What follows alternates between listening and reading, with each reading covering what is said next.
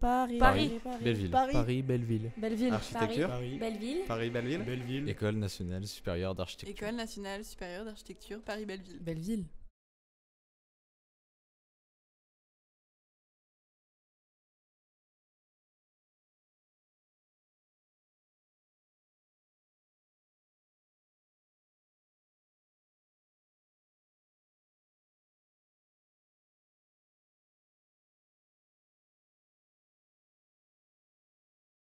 Bonsoir à toutes et à tous. Bienvenue pour ceux qui nous rejoignent de l'extérieur à l'École nationale supérieure d'architecture de Paris-Belleville.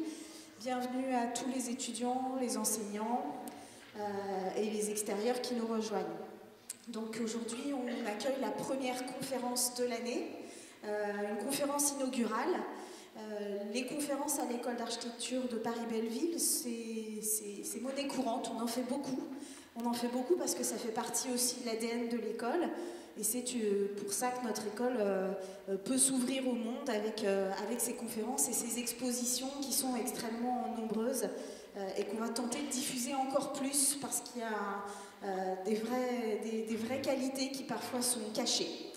Un remerciement à Jean-Paul Philippon d'être là pour cette conférence inaugurale qui touchera aussi nos étudiants qui viennent d'arriver à l'école. Et je trouve que c'est assez pertinent parce que comme vous êtes l'architecte de notre école, que vous soyez là pour accueillir, il y a quelque chose d'assez fort. Et nous sommes d'ailleurs ravis que vous veniez régulièrement à l'école pour nous accompagner dans la suite de l'histoire de sa fabrication. Donc accueillir Jean-Paul Philippon, c'est forcément parler un peu de l'histoire de notre bâtiment et de notre école aussi, mais aussi au sens bâti du terme, dans l'idée qu'on est dans un bâtiment qui répond à beaucoup d'enjeux du siècle, comme on pourra le voir aussi après avec le livre et la thématique. À l'heure où les questions de réhabilitation reviennent en force, peut-être qu'il y a eu une forme d'amnésie au XXe siècle avec des démolitions énormes. Et aujourd'hui, notre ensemble de bâtiments est presque un manifeste. Et quand on entre ici, on sait aussi qu'on a une vision de l'architecture particulière. Et nous, on a envie que ce sujet perdure et que le bâtiment ici reste à la fois un lieu d'apprentissage et de pédagogie, mais aussi un lieu d'expérimentation à travers les projets immobiliers et mobiliers que l'on doit mener dans l'avenir pour la continuité de la transformation de l'école, tous les besoins qu'on a, etc. En fait, c'est une école, dans tous les sens du terme, encore plus aujourd'hui, avec le besoin de préserver les ressources, le réemploi à généraliser par exemple. C'est aussi comment on fait attention, faire attention à l'école dans laquelle on vit. Et ça, c'est extrêmement important. On tente d'inculquer de plus en plus la valeur des lieux et le respect des lieux dans lesquels on enseigne pour pouvoir d'année en année les transmettre toujours aussi beaux, toujours aussi propres et toujours aussi qualitatifs. Juste un petit mot, il a fallu plus de 100 réunions de pilotage et de concertation pour faire la programmation de ce lieu. Donc il faut se rendre compte à quel point la concertation, quand on réhabilite et quand on crée un programme, est énorme. Et dans l'avenir, ça devrait faire partie des missions des architectes encore beaucoup plus. Voilà, dans le livre que vous allez nous présenter, je voulais juste vous remercier d'avoir mis un petit lexique critique de la métamorphose architecturale que j'ai trouvé passionnant. J'espère que vous en parlerez un peu tout à l'heure. Et je vais laisser la parole à Catherine Blin qui va nous introduire cette conférence de Jean-Paul Philippon et nous aurons ensuite un débat, notamment sur la place aussi de la réhabilitation dans nos enseignements. Je vous remercie et je vous souhaite une bonne soirée. Merci beaucoup pour ce passage à relais. Merci de m'avoir donné l'occasion d'introduire cette conférence. Je ne serai absolument pas longue. Alors, juste 3 diapos, c'était pour vous présenter la soirée que Christine vient de nous présenter avec cette soirée de débat qui fera appel à Emmanuel Coppoc, Patrick Duchamp, Pierre Boussin et Béatrice Chignon. Mon introduction. Je tenais, parce que vous ne le connaissez pas dans la totalité de son œuvre, il est un architecte discret, un parcours discret, ça c'est de moi, je trouve, d'avoir regardé son œuvre et son travail. Il est diplômé de l'école spéciale d'architecture de Paris avec Francine Nagelski, qu'il rencontre à l'école spéciale d'architecture et qu'il va épouser. Ils ne vont plus se quitter. Ils vont travailler ensemble et au départ, ils fondent l'agence ACT Architecture avec Renaud Bardon et Pierre Colboc. Il va avoir des premières commandes dont le marché Saint-Germain à droite. Une commande sur laquelle il reviendra tout à l'heure. Ensuite, une école de musique. J'ai distingué les programmes par des couleurs. Une école de musique à Angoulême. Et pendant qu'ils font ces premières études, ils sont invités à présenter une proposition pour le musée d'Orsay. C'est quand même un projet qui est assez méconnu dans l'historiographie parisienne que ce musée d'Orsay et la longévité du projet. L'importance de ce projet aussi dans le débat sur la transformation des édifices et dans le débat sur le patrimoine contemporain. Il reviendra là-dessus également. Pendant la longévité de ce projet de musée d'Orsay, il va faire une étude importante sur la métamorphose de l'objet architectural. C'est une étude pour le Corda qui était une étude financée par le ministère, par l'État, avec Francine Nieski, Pascal Anfou. Oui, l'étude avait commencé avant le musée d'Orsay, pardon. Oui, j'ai inversé un peu la chronologie. Et une étude pour le Jardin des Arbres. Il démarre en fait avec des préoccupations sur la transformation des édifices existants et de la ville. Et là-dessus, effectivement, le musée d'Orsay devient un manifeste pour la petite agence ACT qu'il a avec Renaud Bardon et Pierre Colboc. Ils vont faire, pendant ce temps-là, j'ai mis en blanc quelques projets de logement en marge du projet du musée d'Orsay. Et puis finalement, il va fonder sa propre agence avec Francine, sa femme, et ils vont, là vous le voyez à la couleur, des bâtiments importants et des réalisations importantes aussi entre des projets d'établissement d'enseignement, dont cette école d'architecture en 2002, dont est lancé le concours, et puis quelques projets de logement, et puis des projets quand même importants de lieux de soins, services psychiatriques, et puis service des grands brûlés de l'hôpital Saint-Louis. Il va aussi faire des bâtiments publics, des musées importants, musée d'art et d'archéologie de Valence, et bâtiments d'accueil, très joli bâtiment d'accueil pour le lieu des découvertes archéologiques de Fontaine-Salée à Saint-Pierre. Et le musée, évidemment, la piscine à Roubaix, dont il va faire le premier projet, il va faire l'extension. Donc c'est un engagement encore sur le long terme à soigner, accompagner le devenir de cette transformation qui va avoir initié en 1994, qui est très rapide. Donc il y a une densité de projets, parce que moi je tiens toujours comme historienne à favoriser le fait de mettre deux datations. La première date étant le début et le démarrage du projet, et la deuxième étant la livraison.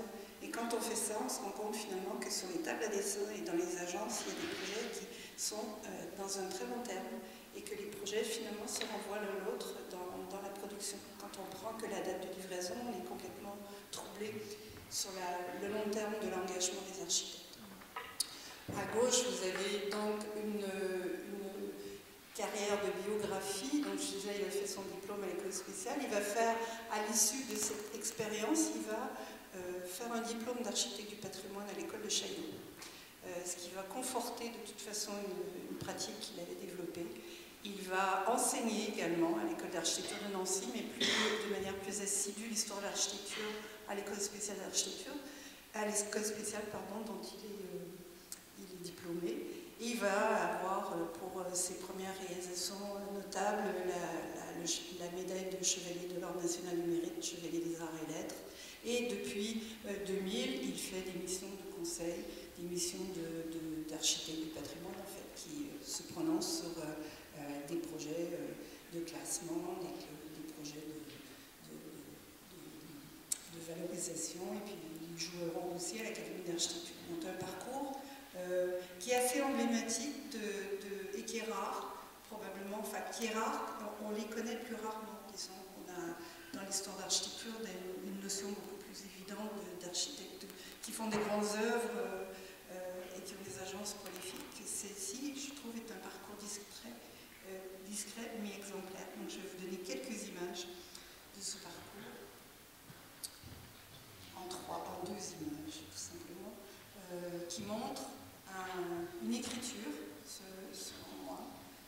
architecture, ce sont des photos qui sont choisies par l'agence et qui sont choisies par les livres qui retiennent ce travail, qui montrent déjà une relation entre l'architecture contemporaine, l'écriture contemporaine et le soin apporté à l'existant. Et une attention à la beauté, selon moi, également aussi. C'est important, et au plaisir d'être dans les lieux. Quelques images seulement, chronologiques. Et ces dernières réalisations, un centre de formation industrielle, et puis ce petit bâtiment de découverte archéologique à Saint-Père en 2016, la livraison, qui montre une chose qui est importante dans son ouvrage, qui est l'attention à l'esprit du lieu. Je crois qu'il reviendra sur cette définition qui renvoie au poète Alexander Pope, l'esprit du lieu, qui est important quand on arrive sur un site qui soit vierge ou qui comporte déjà des bâtiments existants. Donc, j'en ai fini pour ma courte introduction de Philippon, parce que je vais lui passer la parole sur ses propres diapos et la présentation de son ouvrage. Merci.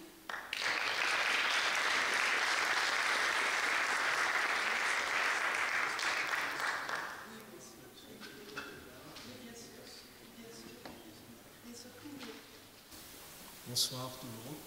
Je suis très heureux d'être ici devant vous pour vous présenter une démarche et le livre que je viens de faire paraître, l'inachevé, le jeu des métamorphoses. Pour commencer, il faut expliquer ce qu'a été l'impact de la démolition des Halles pour notre génération d'architectes, et particulièrement dans le début des années 70, cette démolition était concomitante plus ou moins à la construction du centre Pompidou. Il faut comprendre le lien qui existe entre ces deux bâtiments. Le travail de Baltard sur l'architecture métallique, sur le fait de rendre à cette architecture métallique une rationalité, si vous voulez, qui a permis effectivement aux Halles de fonctionner au centre de Paris, et parallèlement le centre Pompidou que vous connaissez, qui est une œuvre majeure de Renzo Piano et de Richard Rogers, qui était aussi un manifeste en son temps.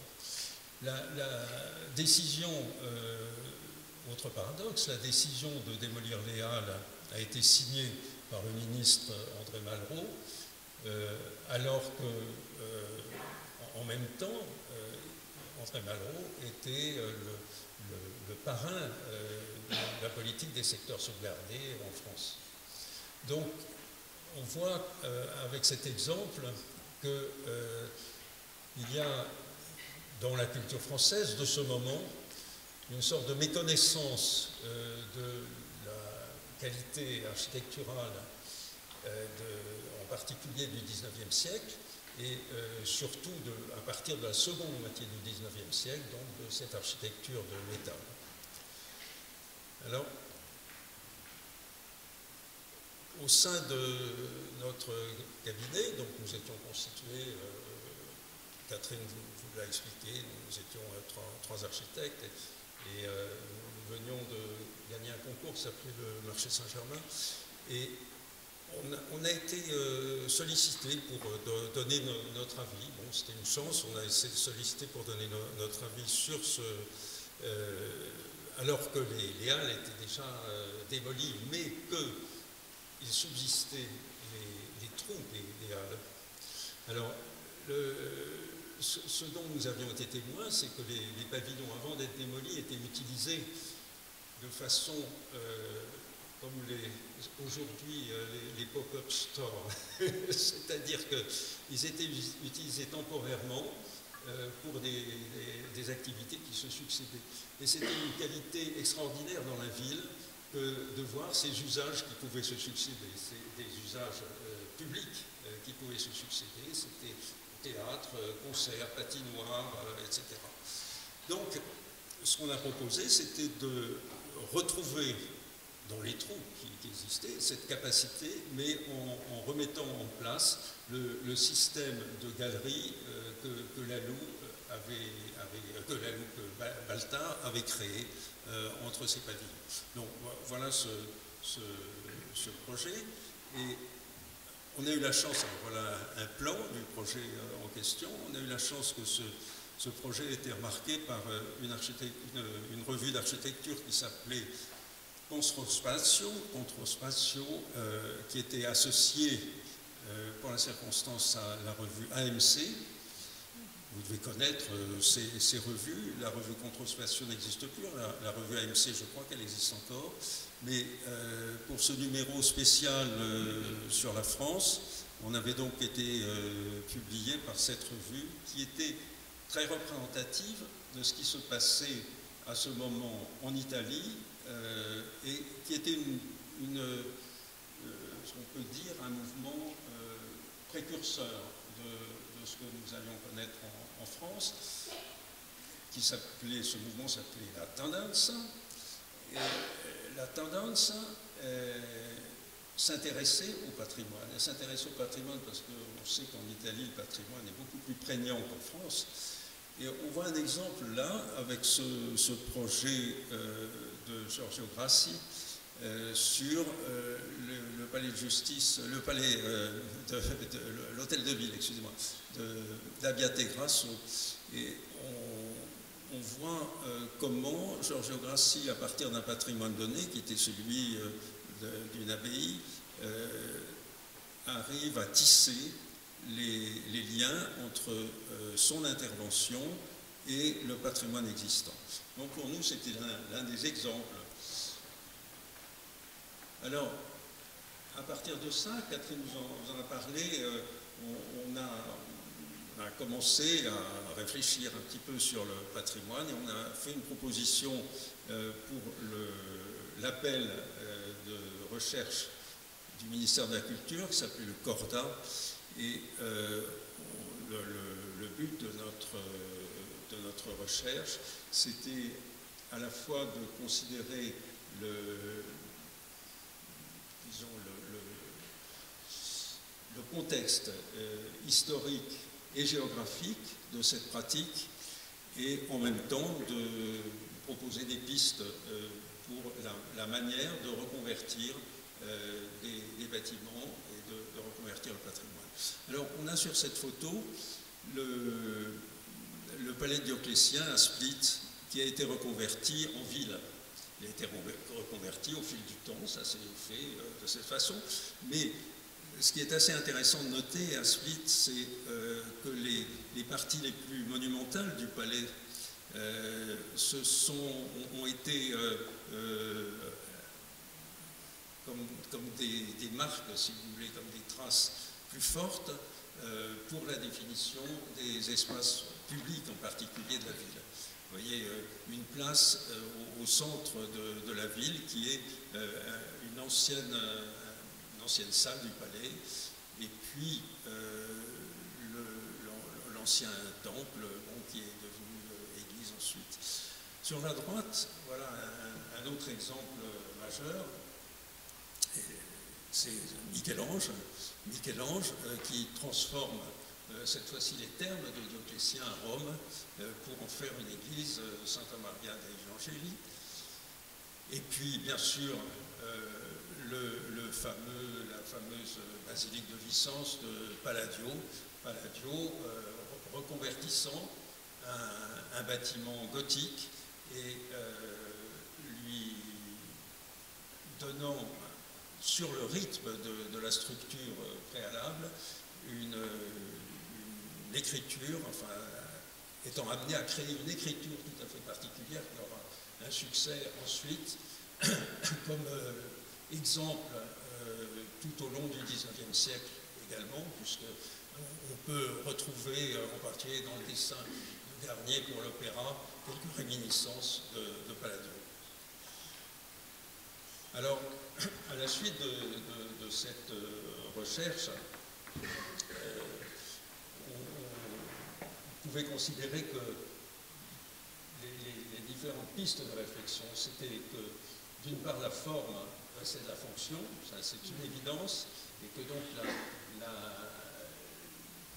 les principes du fonctionnalisme sont à revoir en fonction d'une nouvelle dialectique entre la forme et la fonction, que la transformation est bien un acte de création architecturale, on l'avait prouvé avec les exemples que je viens de vous montrer, et que la ville elle-même est aussi une œuvre métamorphique, et que, à ce titre, elle rend légitime la transformation des bâtiments.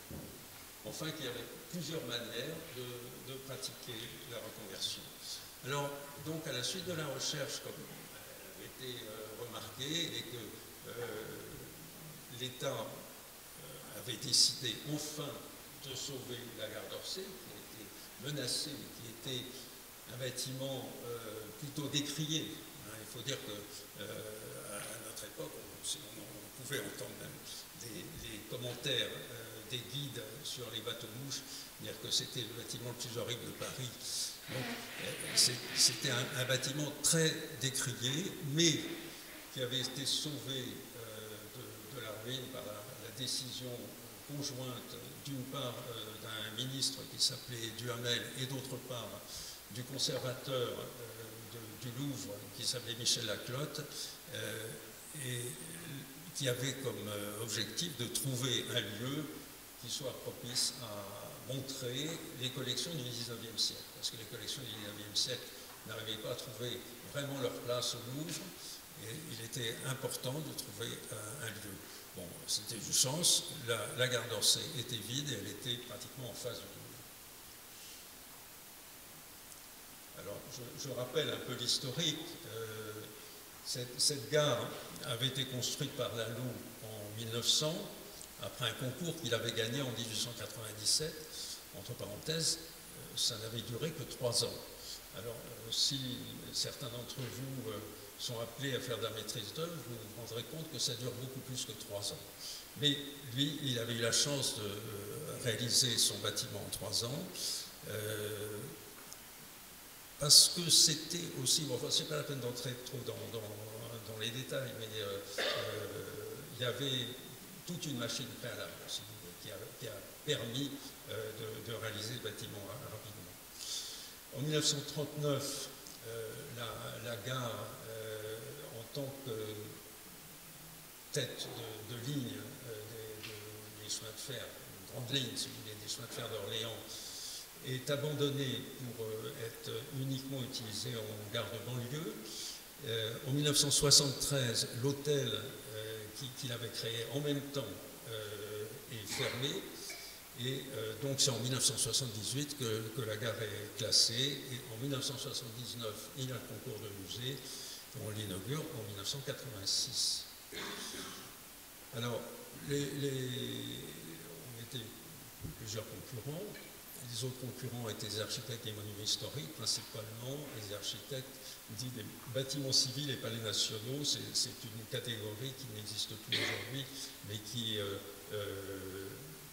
définissait, disons, des agences ayant les reins assez solides pour prendre soin des grands bâtiments de l'État qui n'étaient pas forcément classés monuments historiques. Donc, ces concurrents-là ont apporté des réponses, mais qui n'étaient pas de véritables réponses créant une dialectique, disons, entre l'édifice existant et leur proposition. Donc c'était un peu le projet dans le projet, si vous voulez, mais ça n'était pas un lien fort. Bon, on voit le chantier des fondations, là, mais je vais aller assez vite là-dessus. Alors, voilà donc maintenant le livre que j'ai édité après pas mal de temps, qui reprend d'une part cette expérience et qui ouvre des portes, en particulier sur les enjeux, si vous voulez, de la métamorphose. Est-ce que la métamorphose permet d'ouvrir le champ d'un travail sur la ville, surtout, principalement. Alors, je voudrais, dans une tradition, si vous voulez, de livres d'architecture, reprendre ce que disait Vitruve en introduisant l'un des livres fondateurs, si vous voulez, des traités d'architecture, s'appelle les 10 livres d'architecture. Je crains qu'avec ce livre, je ne laisse pas de tête importun. Il s'adressait à César, je m'adresse à vous. Je ne laisse pas de t'être importun en t'interrompant à propos dans tes occupations. Toutefois, lorsque je fais réflexion sur la grande étendue de ton esprit, je crois que je ne dois pas différer plus longtemps à te faire voir ce que j'ai écrit sur ce sujet. Alors, voilà la table des matières. Donc, le livre se décompose en un état historique des lieux, qui reprend d'une part l'histoire de la notion de patrimoine et d'autre part la pratique, l'histoire de cette pratique de la reconversion. D'autre part, une autre manière de faire de projet, donc les différentes approches des professionnels, qu'ils soient architectes ou dans la promotion immobilière ou parmi la vie associative. Bon. Une suite de reconversions remarquables, vous verrez. Ensuite, une clé pour rendre la ville durable à partir des projets de transformation. Qu'est-ce que c'est que la transformation de l'architecture par rapport à la transformation de la ville? Enfin, une ouverture sur l'écriture architecturale. Est-ce que ces projets induisent une nouvelle approche de l'écriture architecturale? Et bon, quelques éléments de conclusion que vous voyez ensuite. Alors, le passé est une source de modernité. Il serait vain de prétendre à une fixité délibérée d'un édifice. Nous percevons à un moment de sa lente métamorphose.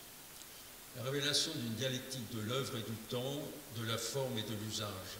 C'est ce que nous révèle ce type de projet.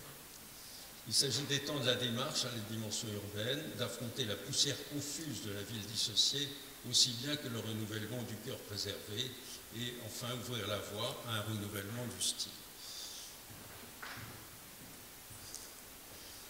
Si on se préoccupe de l'histoire, on pourrait commencer par la caverne aussi bien que par la cabane. Vous savez que dans cette image de l'abbé Laugier, cette représentation de l'origine de l'architecture avec l'image d'une cabane, c'est un des versants de l'histoire. L'autre histoire, ça peut être l'utilisation des cavernes, comme la grotte Chauvet par exemple.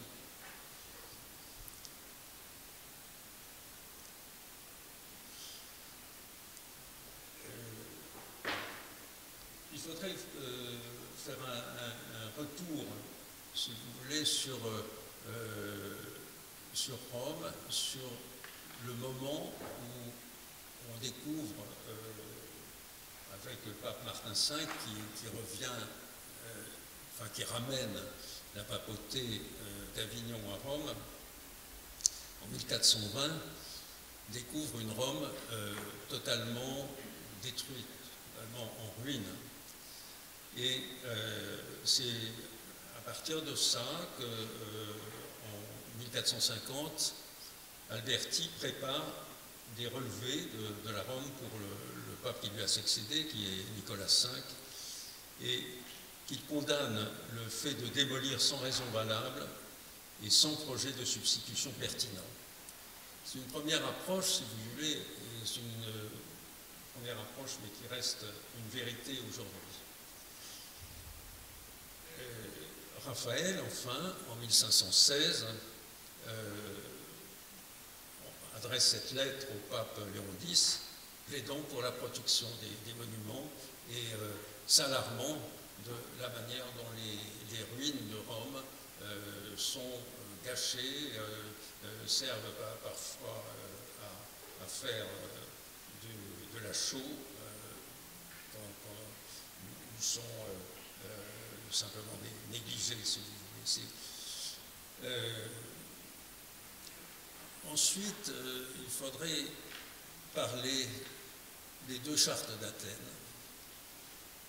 Vous en connaissez une certainement, c'est celle de 1933. Il faut savoir qu'il y a la charte d'Athènes également de protection du monument historique de 1931. Et la charte d'Athènes nous a posé, à nous architectes, pas mal de problèmes, parce qu'elle a simplifié à outrance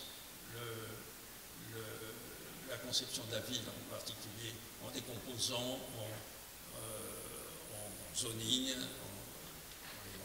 en fonction. Ce principe de découpage, si vous voulez, on reviendra là-dessus. Le monument y est réduit à être un emblème dans une ville hygiénique, rationnellement construite. On peut dire que les deux démarches, celle pour la protection du monument historique de la charte d'Athènes de 1931 et celle de la charte d'Athènes des Siam de 1933, ne convergent pas. Pourtant, la création architecturale la plus incontestable était bien à partir du patrimoine. Tel qu'on peut le voir, on l'a vu avec Palladio, on le voit ici avec la tête moderne ou avec la coupole du Reichstag de Foster. Donc, on arrive à dire qu'il y a une autre manière de faire le projet. Cet architecte est à lui seul en charge d'un monument qu'incombe la responsabilité d'identifier les besoins dictés par l'édifice, dire ce que le bâtiment peut accepter. C'est une donnée importante parce que l'architecte oublie parfois de prendre cette responsabilité. C'est-à-dire que cette responsabilité lui semble tellement facile à prendre par le maître d'ouvrage, par le commanditaire, alors que c'est à lui et à lui seul de dire si, comme l'un des professeurs que nous avons eu à Chaillot disait, si le lapin tient dans le chapeau. Si le lapin ne tient pas dans le chapeau, c'est à l'architecte de le dire. C'est-à-dire qu'il ne faut pas que l'architecte soit amené à violer et à réaliser un monstre à partir de l'édifice qu'on lui demande de protéger, qu'on lui demande de réutiliser.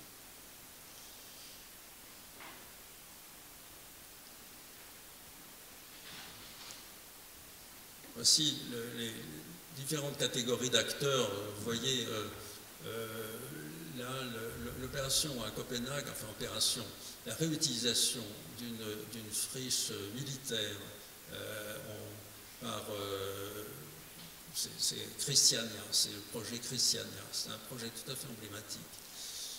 Ensuite, une autre démarche, alors ça c'est, nous nommions les bricoleurs, une autre démarche c'est celle des contextuels, que vous voyez ici sur la photo intermédiaire, et puis bien sûr le travail d'écriture tout à fait soigné de Scarpa qui permet d'introduire l'un des thèmes qui sera dans la conclusion du livre.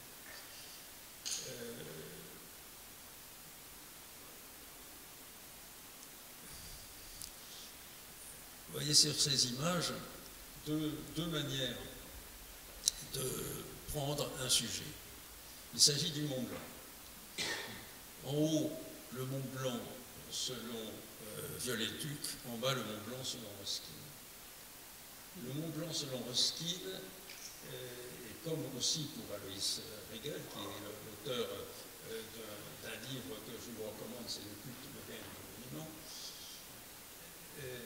pour lui, la vérité de l'édifice est contenue dans l'histoire vécue par le matériau et visible par le passage des ans. Pour Viollet-le-Duc, au contraire, c'est le moment originel qui a la priorité, le concept qui a généré. Alors faudrait-il opposer une authenticité du papier et une authenticité de matière? On va retrouver ce propos dans le protocole de Nara, qui prend en compte les usages de transmission du patrimoine, notamment en Extrême-Orient, et qui complète la Charte de Venise de 1965, qui cadrait l'éthique de la restauration. C'est une donnée importante, c'est-à-dire que le protocole de Nara revient sur l'origine conceptuelle d'un édifice. Puisque vous savez qu'en Extrême-Orient, les temples sont assez souvent reconstruits et que donc ce qui compte, c'est le dessin et le mode opératoire. Donc le protocole de Nara, si vous voulez, est plus proche de la pratique de Viollet-le-Duc, alors que la Charte de Venise s'attachait uniquement à la vision, disons, ruskinienne de l'édifice et du concept d'authenticité.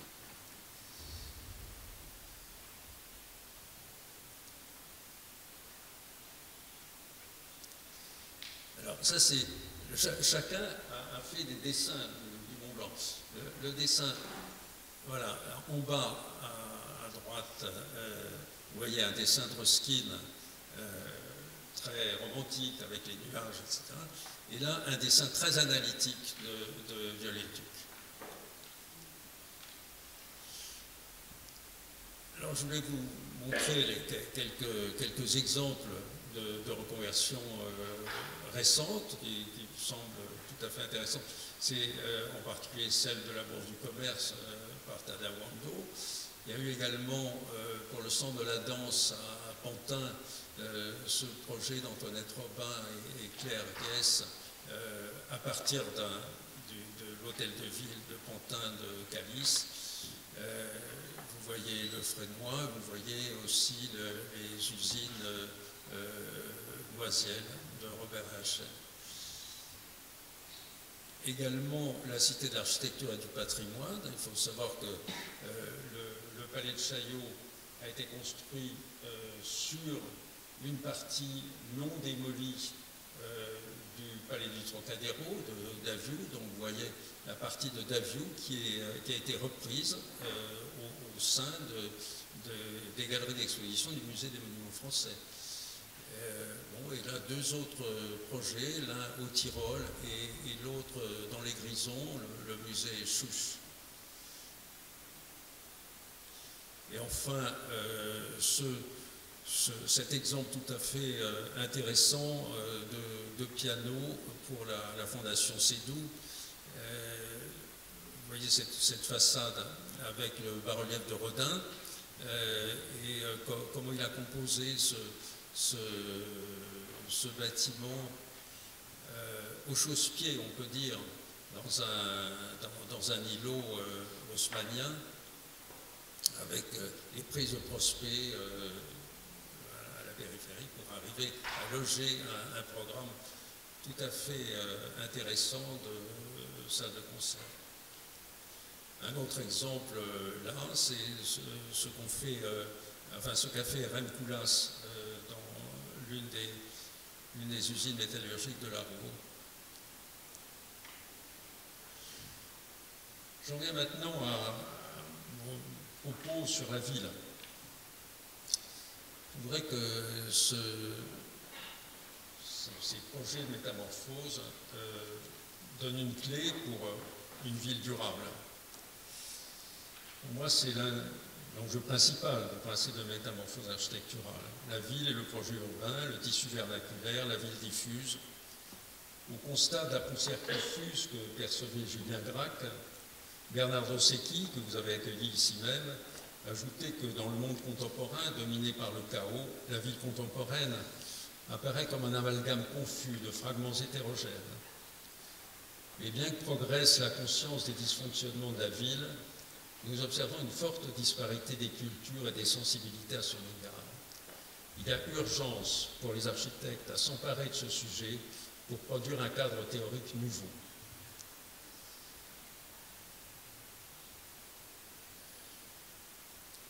je cite dans mon livre plusieurs références.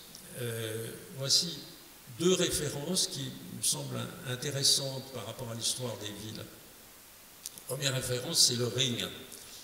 Le Ring de Vienne, tout comme le Barcelone de Cerdà, si vous voulez, est respectueux de l'ADN de la ville d'origine.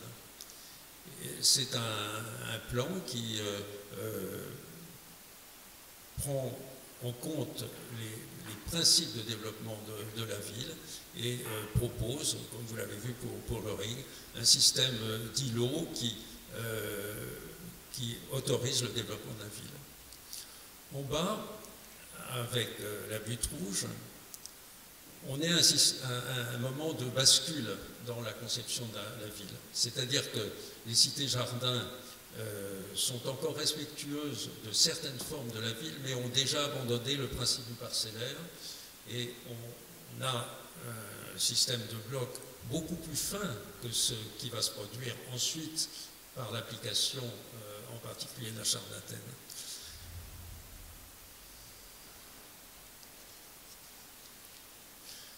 Et voilà un autre exemple que je trouve tout à fait intéressant, c'est le travail de Pechnik sur la ville de Ljubljana.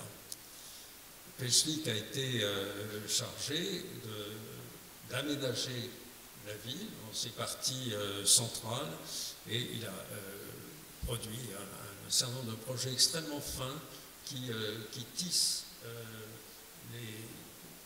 le développement des usages de la ville avec un patrimoine existant.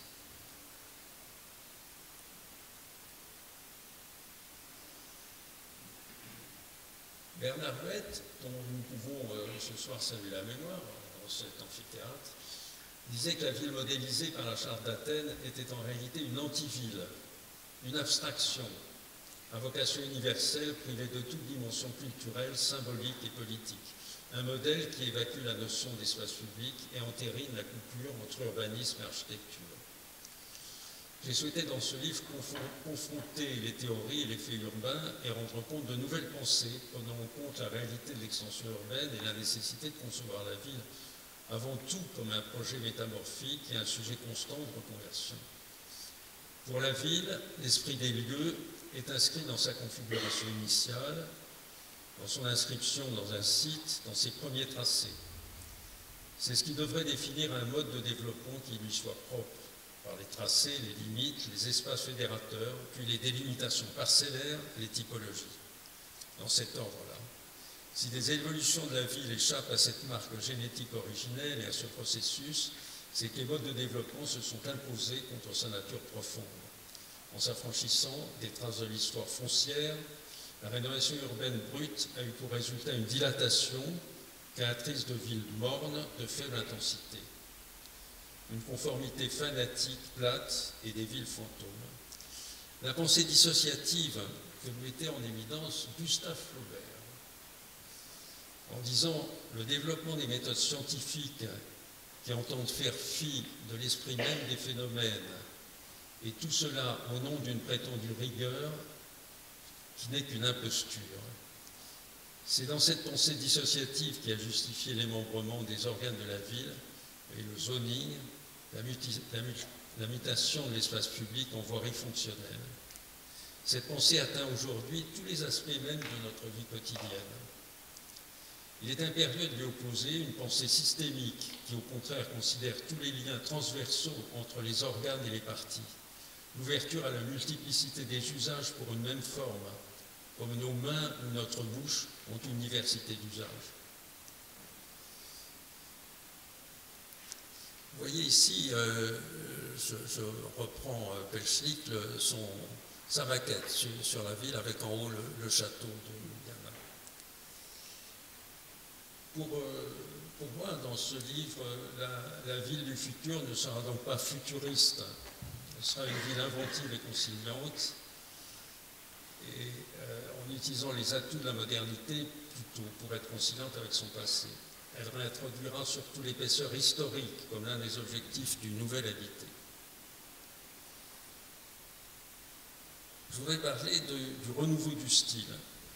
Pour revenir à la manière de faire le projet de transformation de l'existant, il faut réfuter l'idée répandue qu'en architecture, le style est affaire de vocabulaire. Les projets de transformation, qui sont de l'ordre de la dialectique, entre forme et fonction, entre existant et nouveau, mettent clairement en évidence que le style d'un projet n'est pas principalement une affaire de vocabulaire, mais surtout une affaire de syntaxe, c'est-à-dire de la manière de gérer la distribution des usages et des éléments entre eux, de mettre en relation des éléments de langage ancien et contemporain, voire de jouer de la coexistence des langages multiples pour élaborer la nouvelle unité du projet. On peut dire que dans les édifices construits au fil du temps, comme des églises bien souvent, comme les villes aussi bien sûr, un style de fait plus propre à l'objet lui-même qu'à ses divers concepteurs résulte de la succession de styles historiques, de l'empreinte laissée par l'un ou par l'autre.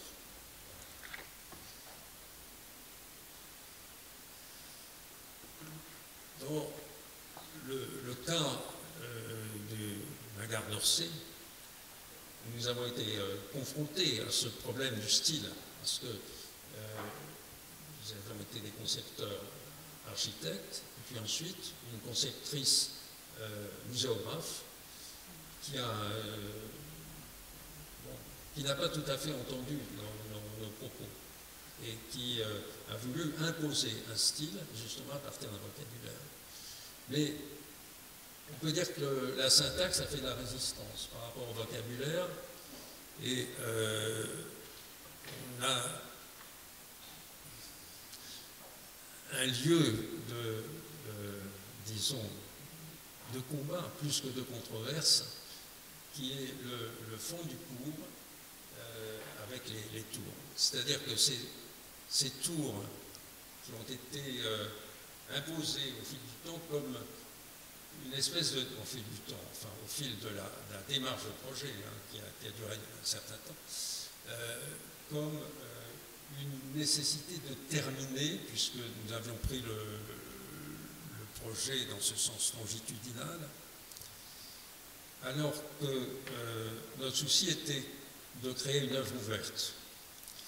C'est-à-dire que ça revient à ce thème du l'inachevé, si vous voulez. C'est-à-dire qu'un projet de reconversion ne doit pas être bouclé à clé.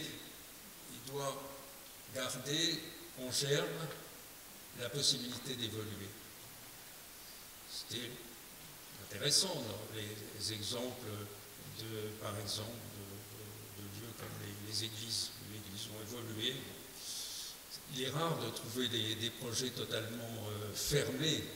Bon, on pourrait citer peut-être la Villa Savoie, on pourrait citer le petit temple de Bramante à Rome, qui sont des objets fermés sur lesquels il me semble assez difficile de réintervenir.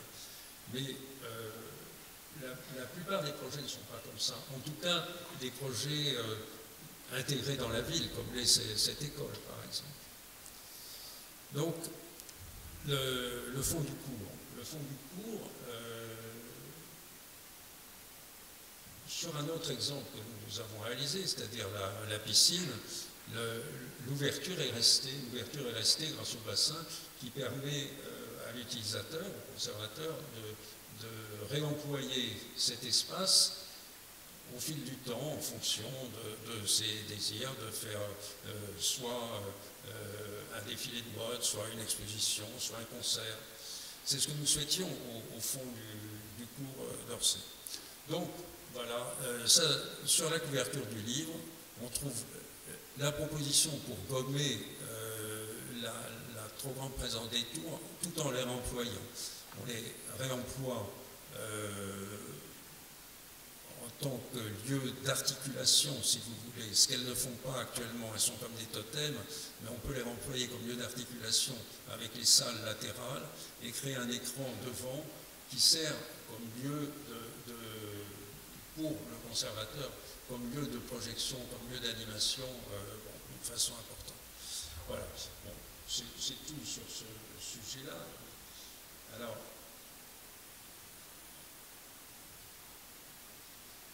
les autres projets, vous voyez ce projet de la piscine que certains connaissent peut-être, dont on a parlé tout à l'heure, et puis enfin notre école ici, qui est une application, on pourrait dire, d'un des propos que j'ai tenus tout à l'heure sur la multiplicité des langages, c'est-à-dire le souci d'harmoniser, de créer une unité architecturale à partir de langages multiples.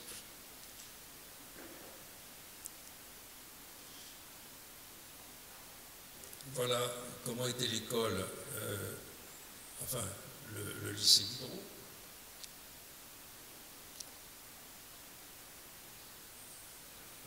Voilà une partie qui était ce qu'on appelle le bâtiment D, qui était le bâtiment le plus ancien sur le terrain. Là, vous voyez les deux bâtiments.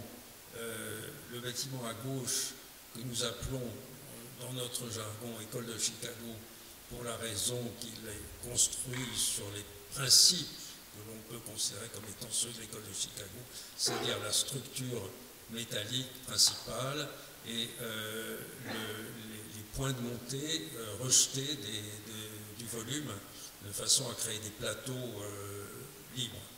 Et puis à droite le bâtiment 1930 en briques et la cheminée entre les deux. Voilà le bâtiment École de Chicago avec sa façade d'origine qui était totalement poreuse. Le projet, donc à gauche, vous voyez la maquette du site avant intervention et à droite le projet.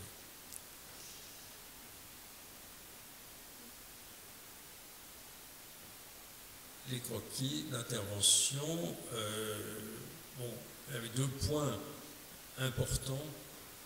C'était l'articulation en bas entre les deux bâtiments les plus hauts, avec cette cheminée et la création du carré, de la composition sur le carré, qui était un clin d'œil à l'atelier Uno et à Ciriani qui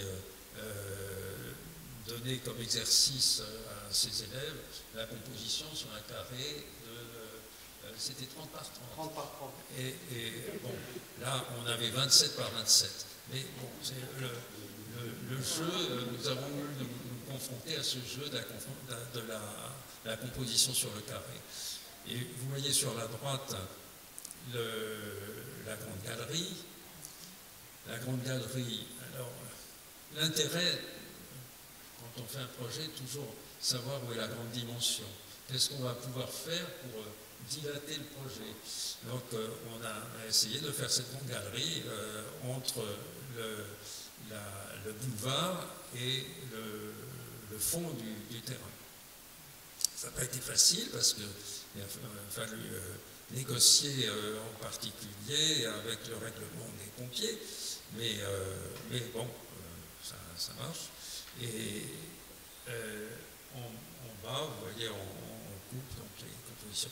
Une des données importantes de ce projet, c'est que bon, on avait bien sûr le tri préalable à faire entre les bâtiments à conserver et les bâtiments que nous ne pouvons pas conserver. Sans ça, on n'aurait pas pu faire le projet, mais en plus, c'était les bâtiments les moins disons, solides à tout point de vue, et la conservation surtout des trois cours. Les trois cours, parce que les cours sont les prolongements des lieux urbains, et que caractériser ces trois cours était une donnée importante du projet. Et en particulier la cour centrale. La cour centrale qui, quand nous l'avons découverte avant de concevoir le projet, était assez particulière. Elle était assez secrète, avec ses grands arbres, les feuilles mortes qui s'étaient accumulées. Elle avait un caractère que nous avons voulu préserver. Nous avons voulu préserver le caractère, en particulier en faisant un jardin qui reste en pleine terre et avec une définition non pas d'un jardin tiré au cordeau, mais assez libre, et en introduisant le thème, si vous voulez, du torrent à sec, qui explique les galets que nous avons mis au fond, et le développement par le 1% artistique de Michel Aubry de ce parcours avec les matériaux de réemploi.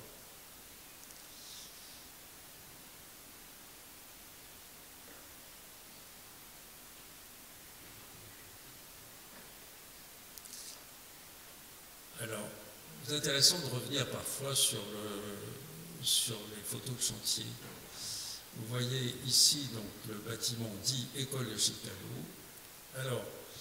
Alors qu'on accusait certains architectes de faire du façadisme à cette époque, nous avons fait du structurisme. C'est-à-dire qu'on a gardé les structures jalousement pendant tout le chantier. Ce n'était pas évident. Vous voyez qu'il y a des balais de contreventement qui ont été mis en place pour éviter qu'il ne se casse la figure. On a fait une reprise en sous-œuvre même de ça. On a conservé les arbres. On ne les voit pas sur cette photo, mais sur la gauche, il y a des arbres qui ont été protégés jalousement. Et voilà le château d'Allumette. Voilà l'autre, le prolongement, la passerelle entre les deux bâtiments. Et alors, c'est intéressant à partir du moment où on conserve les bâtiments, c'est savoir quel guide ils vont nous donner dans la conception. J'en ai parlé tout à l'heure. C'est ce qu'on peut appeler le principe de contamination. On avait un système structurel donné, ce système était une structure métallique. C'est dit, on va développer un système de structure métallique sur l'ensemble du projet neuf et donc définir cette trame. À partir du moment où on utilise le métal, c'est assez intéressant d'utiliser les capacités constructives du métal, la particularité des capacités constructives, c'est-à-dire son travail à la traction. Et c'est pourquoi on a créé des parties qui sont suspendues pour donner plus de légèreté à la partie construite, si vous voulez. On a donc suspendu une partie des planchers, comme on a suspendu ici ce balcon. Voilà le principe de suspente.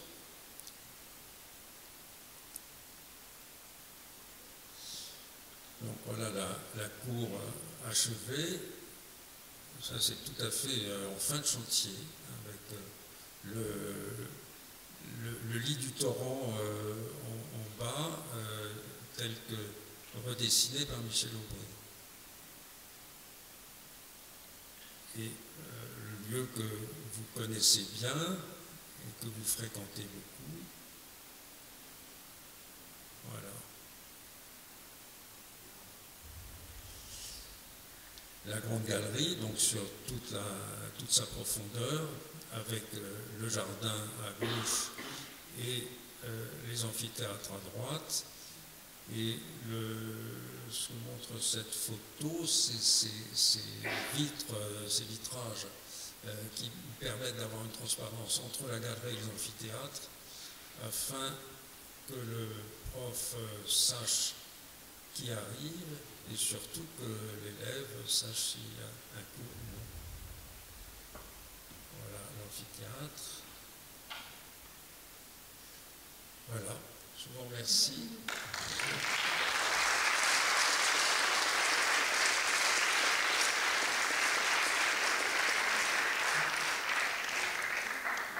Donc, nous allons maintenant débattre.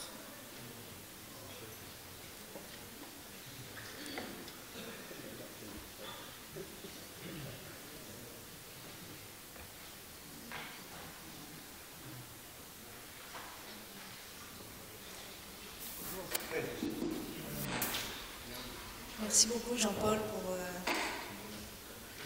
ce magnifique parcours. Votre parcours à toi et Francine et ce parcours dans l'histoire de nos vies, de l'architecture.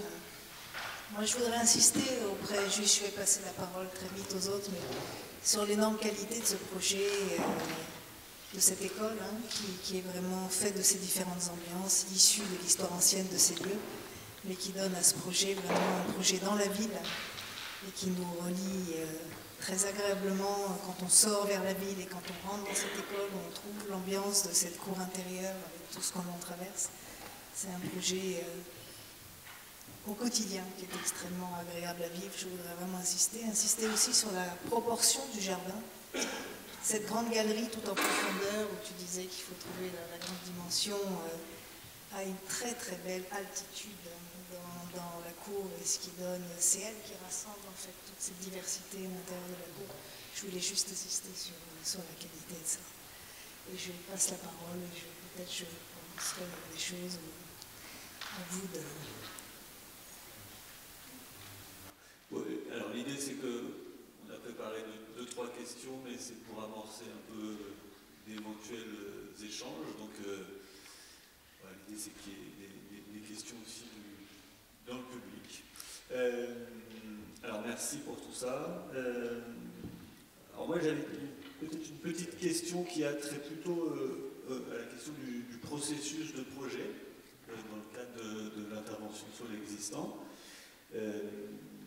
Je reviens sur une notion que vous abordez dans votre livre et que vous avez aussi évoquée là, mais de façon assez succincte et qui m'a un peu intrigué, pour tout vous dire. Vous parlez des formes ouvertes et des formes fermées qui semblent conditionner la manière et la possibilité d'intervenir sur un édifice existant. Et vous semblez considérer, vous l'avez redit tout à l'heure, je crois, que certaines formes fermées n'ont pas la capacité d'évoluer. Alors je ne suis pas sûr d'avoir tout à fait compris, mais ce qui m'a semblé intéressant, c'est que ça pouvait aussi relier finalement la question de l'intervention sur l'existant au processus de création classique, on va dire, en parlant de la question du plan, et je l'ai compris comme ça, de la typologie du plan, et de la manière d'intervenir dessus. Mais je ne sais pas si j'ai tout à fait compris, donc j'aimerais bien vous entendre là-dessus. Oui, en effet, bon, j'ai évoqué tout à l'heure le Tempietto de Bramante, par exemple, comme étant une forme fermée. Alors, sur les formes fermées, il y a toujours le problème de la réparation, de la ruine et de la réparation. J'ai évoqué dans le livre le kintsugi. Le kintsugi, c'est une technique de réparation japonaise qui est utilisée par les céramistes en particulier, qui consiste à faire que la réparation soit plus précieuse que l'objet lui-même. La charte de Venise impose aux architectes aussi, en tout cas leur conseil pour le moins, que leur intervention reste lisible, qu'ils ne fassent pas le pastiche de l'œuvre sur laquelle ils interviennent. Donc je crois que c'est cet aspect-là, si vous voulez. Si le Tempietto de Bramante subit un tremblement de terre, par exemple, et qu'il faille le réparer, oui, mais si rien d'autre ne se passe, quelle pression pourrait faire qu'on réutilise le Tempietto de Bramante? C'est un peu ça la question que je peux poser, si vous voulez. Ça peut aussi bien cette question peut se poser si vous trouvez une église désaffectée dans un quartier difficile, etc. Vous dites, bon, il peut y avoir un autre usage pour cette église. L'utilisation, on évoque dans ce livre, par exemple, l'utilisation d'une église en piscine, bon, comme effectivement une sorte de baptistère d'un temps nouveau, c'est une possibilité.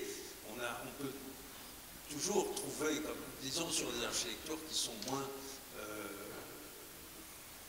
iconiques, quoi. Ouais, iconiques. Une architecture comme celle dont je viens de parler, ou bien la Villa Savoie, mais par contre, quand on se trouve confronté à des morceaux de tissu ou à l'architecture qui sont composés de façon organique, comme c'était le cas par exemple de la piscine européenne, c'était une composition tout à fait organique, donc faite de plusieurs éléments, on arrive toujours à prendre un fil à partir de là et à introduire une composition. La compléter.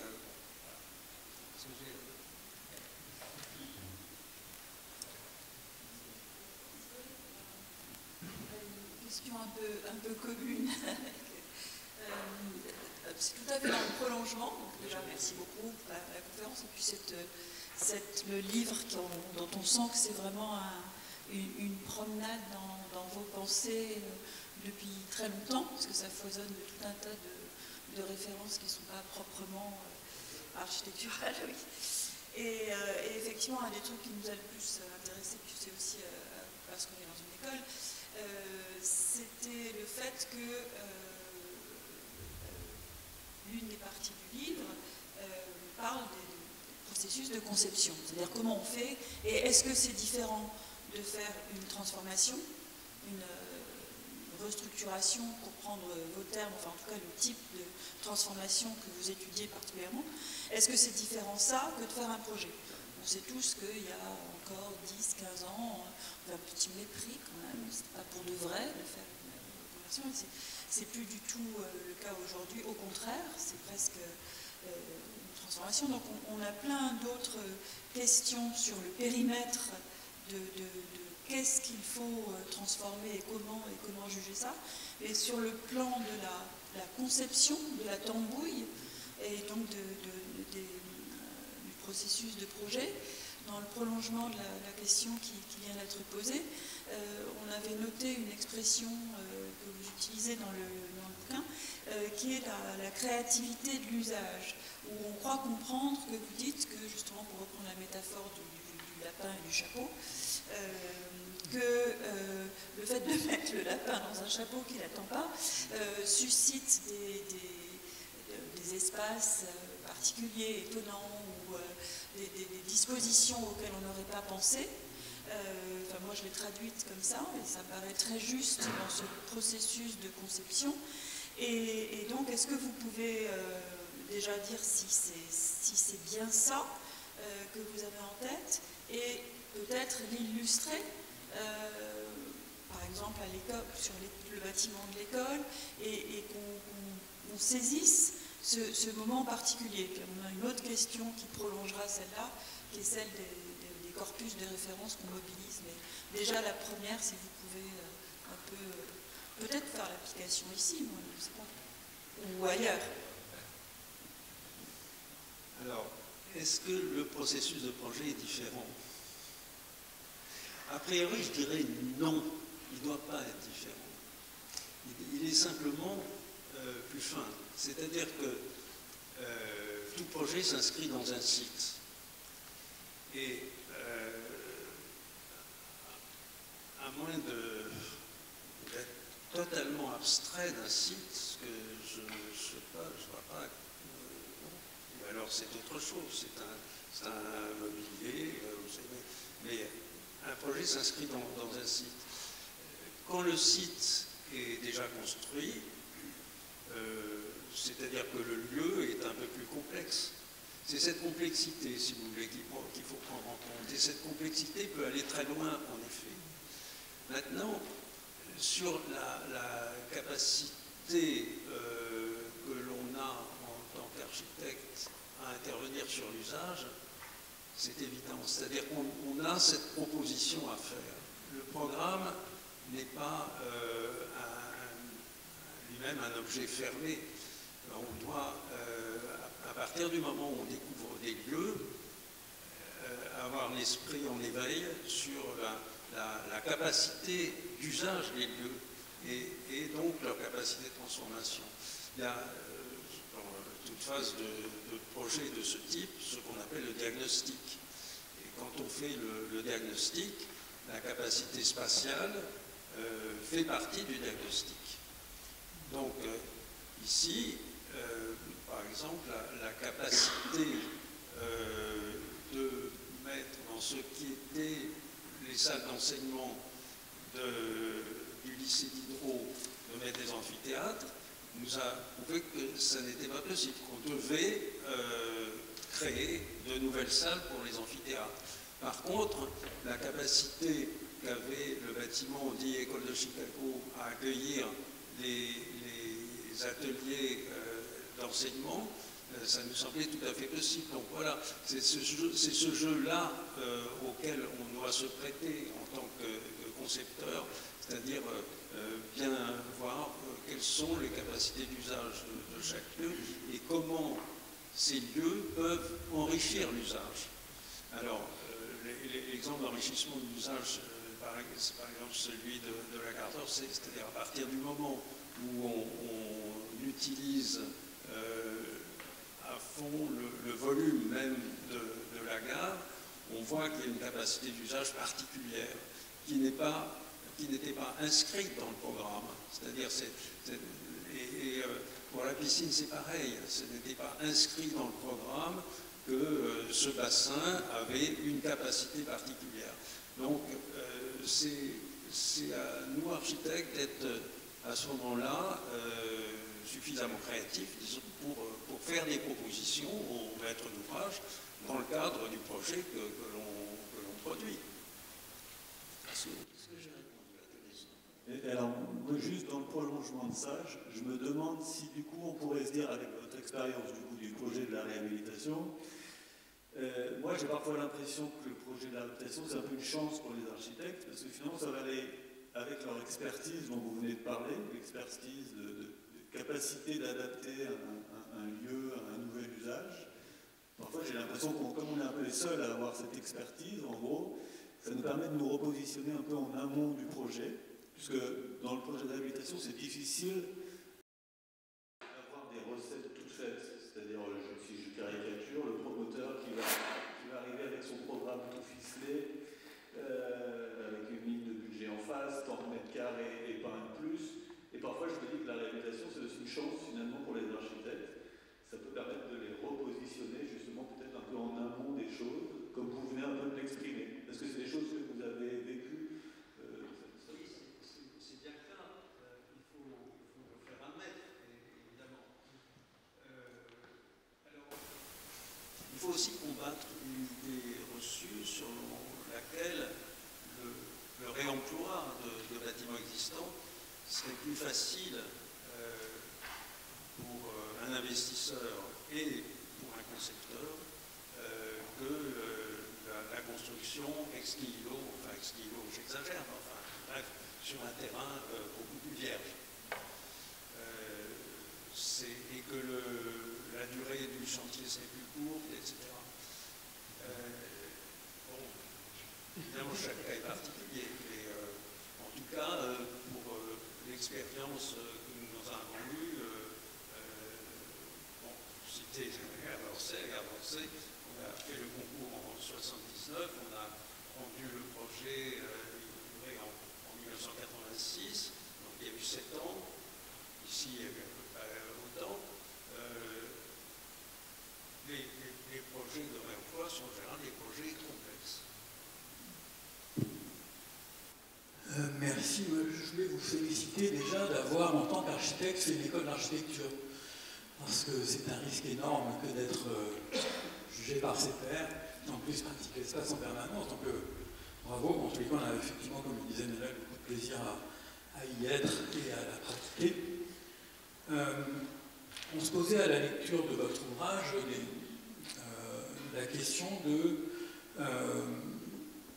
des postures que vous définissez. Vous utilisez comme référence des bâtiments qui sont essentiellement des bâtiments, on peut dire, d'exception, puisque souvent des équipements publics, souvent des bâtiments de plus ou moins grande échelle. En tout cas, ça forme le support de votre travail et le support de votre corpus de référence. Et d'ailleurs, on se demande quels ont été les critères de choix des bâtiments, des exemples remarquables que vous citez dans votre ouvrage. C'était ma première question. Et on se posait également la question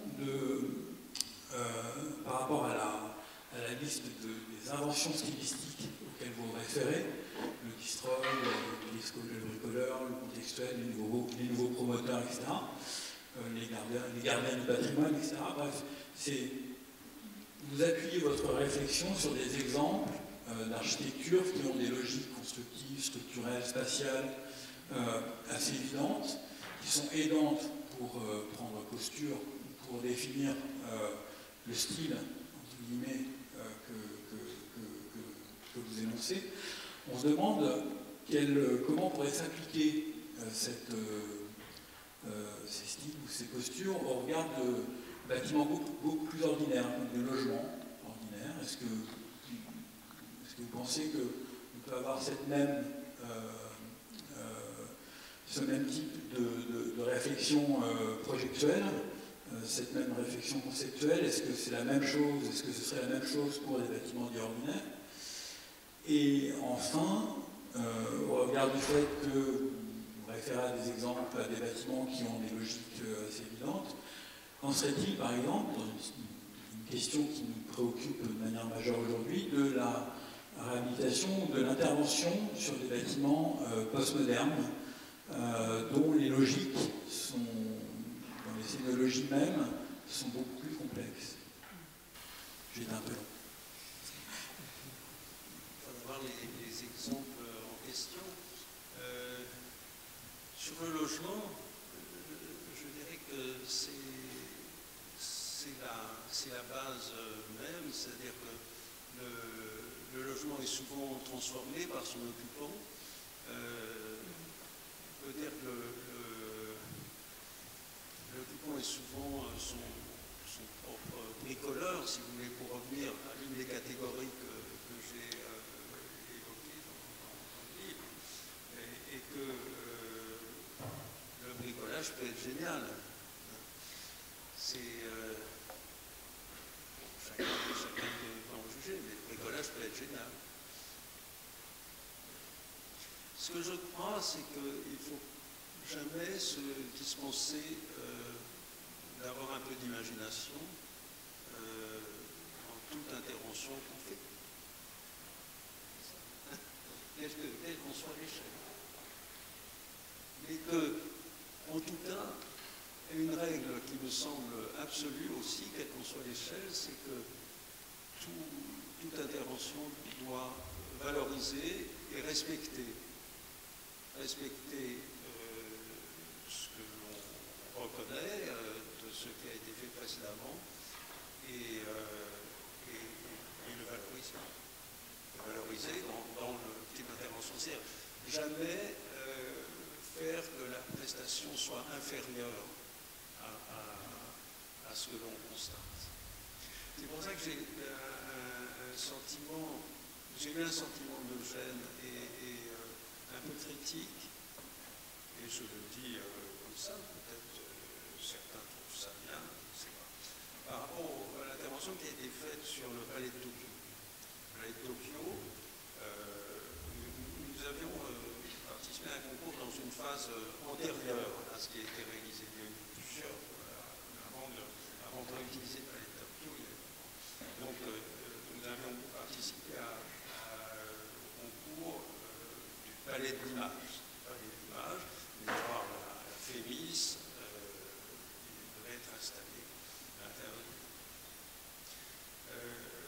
Alors, on avait affaire à un bâtiment qui avait été construit hâtivement et dont la structure n'était pas de grande qualité, mais le second œuvre était pas mal. C'était une scénographie en fait. Ce bâtiment est une scénographie avec une qualité de composition urbaine tout à fait intéressante parce qu'elle reprenait, si vous voulez, le thème de la villa Laurentine, c'est-à-dire cette villa développée, etc., la description d'une jeune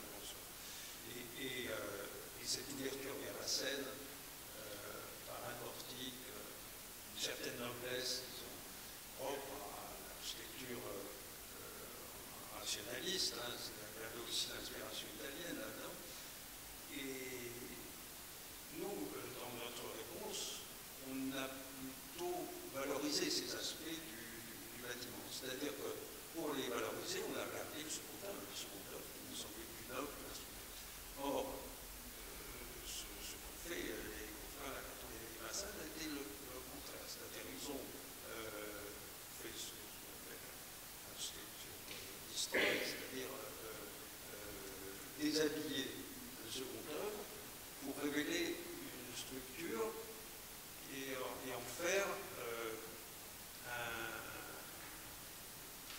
objet plastique, si vous voulez, mais au second degré, hein, sans avoir un jugement positif dessus, mais au contraire, c'est un peu dégueulasse, mais nous, on va, par notre rapport technique, je ne sais pas, certains éléments, lui donner un petit truc qui fait que ça se passe aujourd'hui.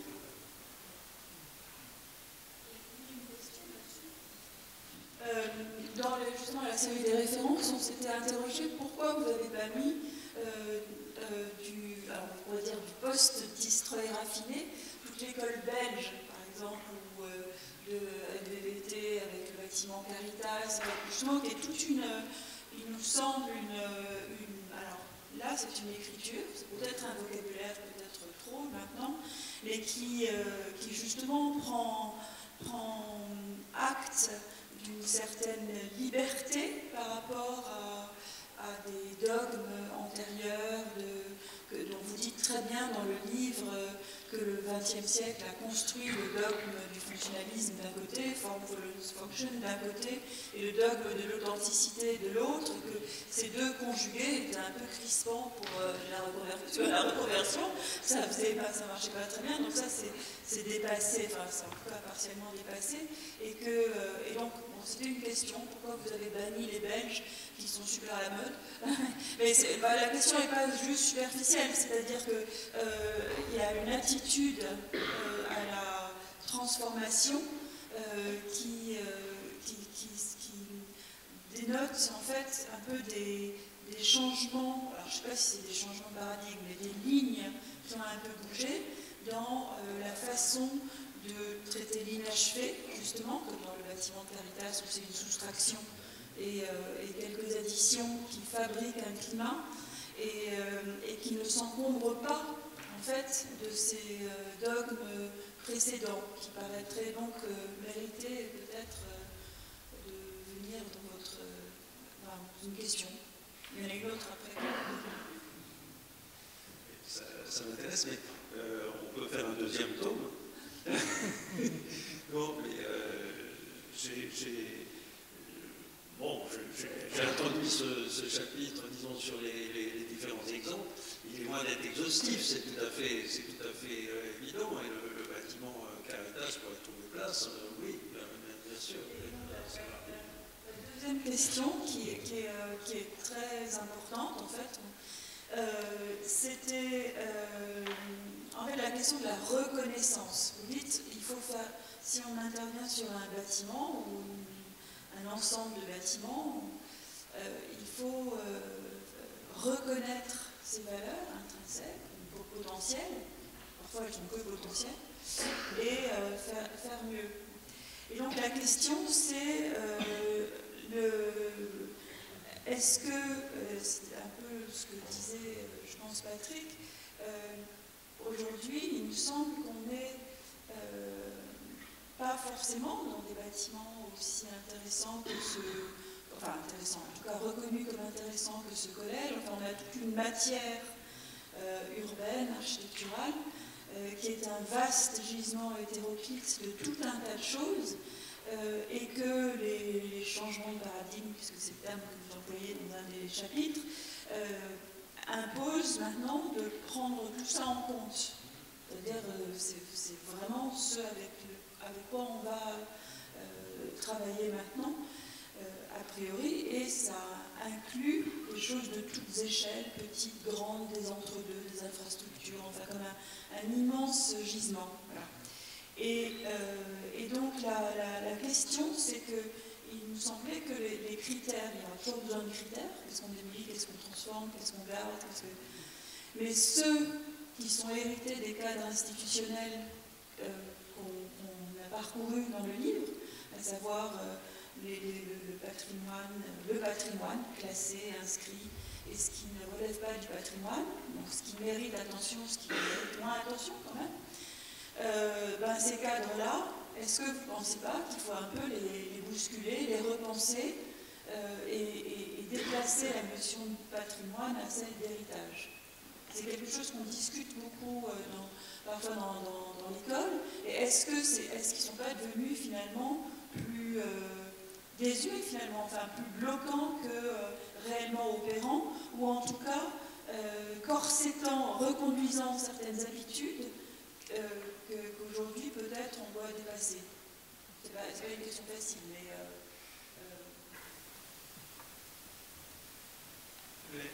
la question, c'est fondamentalement autour du thème de la réhabilitation. La réhabilitation peut s'entendre à la fois au sens architectural et au sens juridique. C'est-à-dire que prendre en charge un bâtiment dont la valeur n'est pas reconnue, c'est essayer de faire que finalement elle le soit. Bon, l'exemple d'Orsay est intéressant pour ça, parce que effectivement cette gare a failli être détruite, et on disait pique contre, y compris dans les écoles d'architecture, sur ce bâtiment, et sur son concepteur, Victor Laloux, etc. Finalement, le fait de transformer en musée, on l'a fait que bon, maintenant on considère que oui, c'était un jalon qui avait sa place dans l'histoire de l'architecture. Que faire dans ce que j'appelle un patrimoine vernaculaire? Je crois que la notion, si vous voulez, de respect du patrimoine vernaculaire doit être prise en compte. On a, je parle beaucoup de la ville diffuse et de la ville morcelée. C'est là-dessus qu'il va falloir travailler. C'est là-dessus qu'il va falloir travailler parce que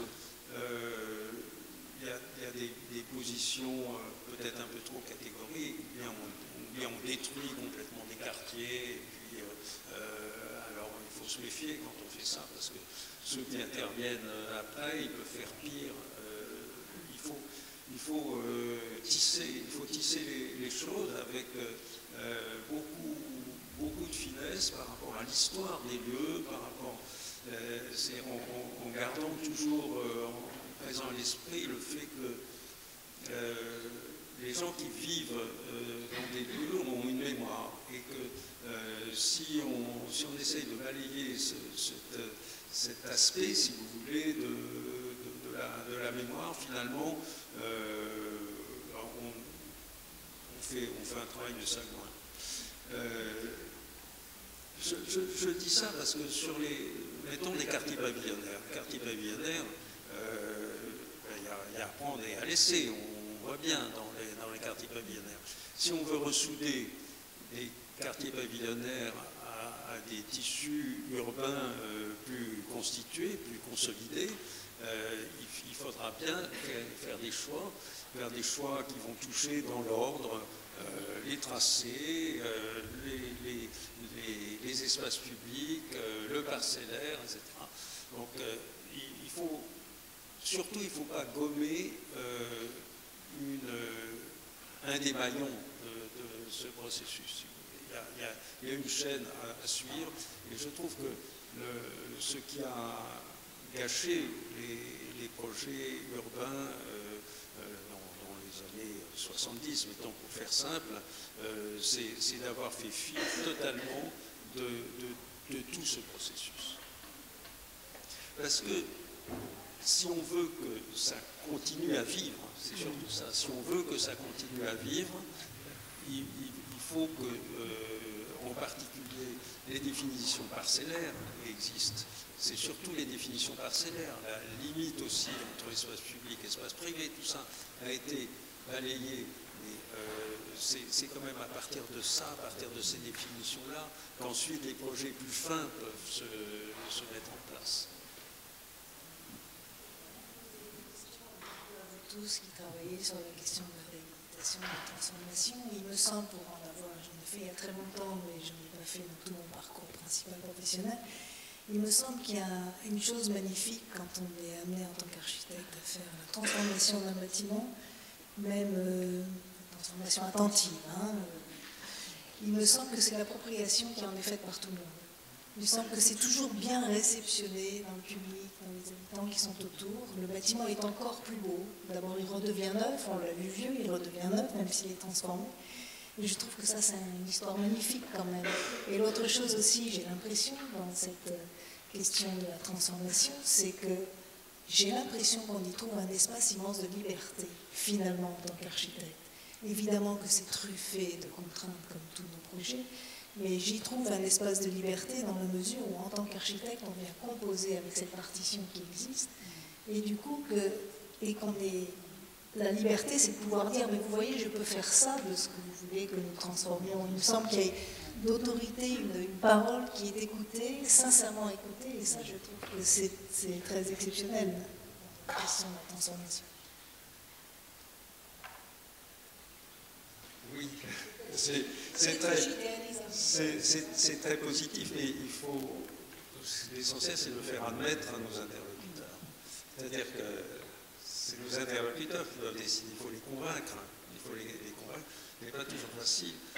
Dans les projets que nous avons eus, ça s'est plutôt bien passé de ce point de vue, parce que, sauf quelques-uns, mais enfin, les projets majeurs, on avait des interlocuteurs qui, d'une part, ne se mettaient pas à la place de l'architecte, mais d'autre part, avaient une culture, disons, générale de cette relation, de cette possibilité de l'architecture qui était réelle, que ce soit ici avec Jean-Pierre Baumann-Ritter ou que ce soit avec le conservateur de Roubaix, par exemple. C'était un interlocuteur qui avait comme seul souci que le projet architectural soit le plus possible.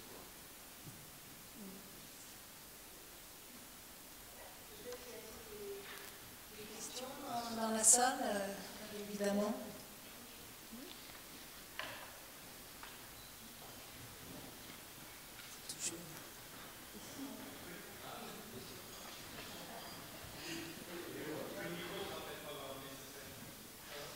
Si, peut-être.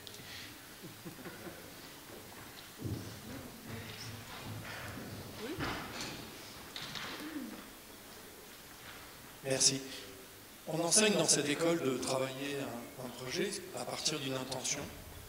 Et est-ce que vous pourriez nous donner, si vous avez fait comme ça, l'intention qui était à la base de votre conception ici, qui pourrait être vue comme une nouvelle clé ou une clé pour encore mieux comprendre ce bâtiment?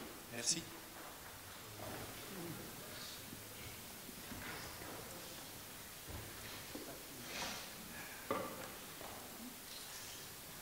L'intention, c'était de faire d'une école un lieu où on puisse vivre agréablement.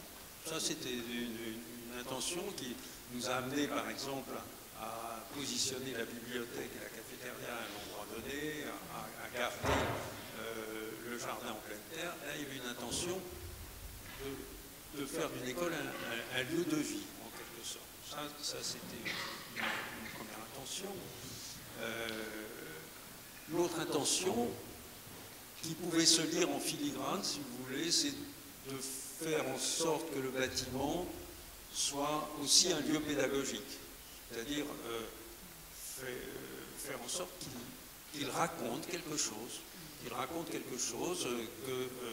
qu'on puisse comprendre. Comme par exemple, ici, en cours de chantier, on a fait ce qu'on a appelé la fenêtre pédagogique, c'est-à-dire au moment où on a conforté le mur des berges ici, avec ces parents en béton, on a dit stop, là on va créer cette fenêtre pédagogique pour qu'on sache qu'est-ce qu'il y a derrière.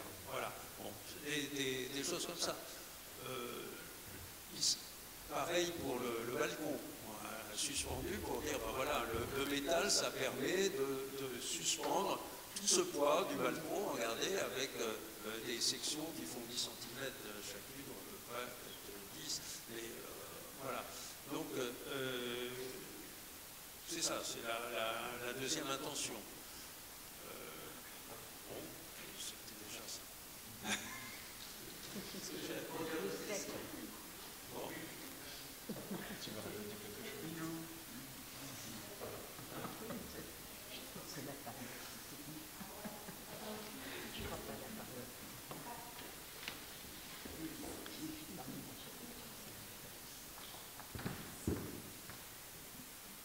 Bonsoir. J'ai une petite question qui est un peu plus philosophique, j'ai envie de dire. Pardon. Là, c'est bon? Oui. J'ai eu la chance de faire plusieurs voyages et j'ai observé dans certains pays une tendance à vouloir effacer le passé architectural, qui est souvent lié à des raisons telles que la colonisation ou l'esclavagisme. Et ma question serait comment est-ce qu'on fait pour pouvoir garder et réhabiliter un endroit de tel avec une histoire assez pesante et comment on peut faire pour intégrer justement les mémoires sensibles qu'elles y portent sans avoir à supprimer les histoires et ces bâtiments historiques.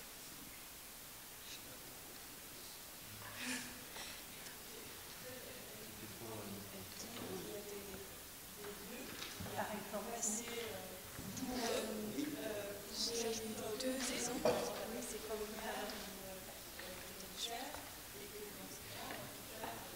effacer les bâtiments des lieux,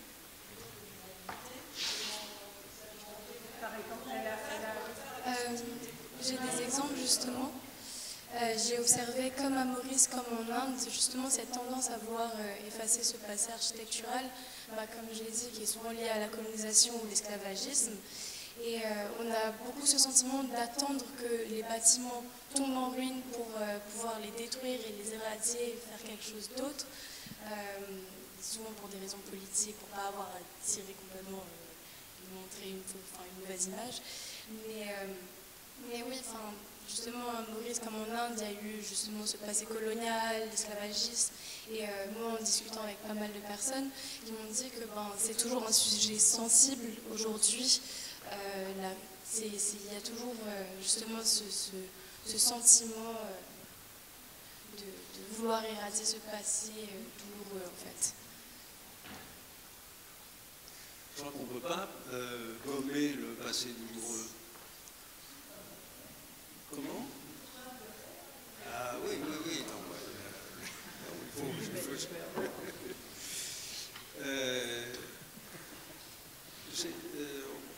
au mois de juin, j'ai exposé des dessins que j'avais faits, c'était sur ce thème « Renaître de la dévastation ». Le principe de mes dessins, c'était, voilà, je prends des situations existantes, que ce soit à la suite, par exemple, d'incendie de Los Angeles, ou que ce soit sur des terrains de guerre comme en Ukraine ou à Gaza. Je suis parti des photos, des ruines, et puis mon souci, c'était de respecter la mémoire, d'une part de ce qu'il y avait avant, et d'autre part de ce qui s'était passé. Donc j'ai fait, comme j'ai pu, si vous voulez, des dessins qui s'apparentent pour certains à la restitution, pour d'autres à des propositions de programmes, qui intègrent justement une histoire douloureuse. Mais toujours avec le souci d'en renaître, si vous voulez. Ne pas poser l'histoire douloureuse comme un fait acquis, mais plutôt comme un élément qu'on doit constater et à partir duquel on doit renaître. Est-ce que j'ai répondu à votre question? J'aimerais volontiers revenir sur la question. Excusez-moi. Je vous laisse la parole après. Mais je voudrais revenir sur la question de la pédagogie et qui s'adresse également à nos étudiants, on se pose souvent la question de la manière dont on peut enseigner l'intervention dans l'existant dans une école d'architecture.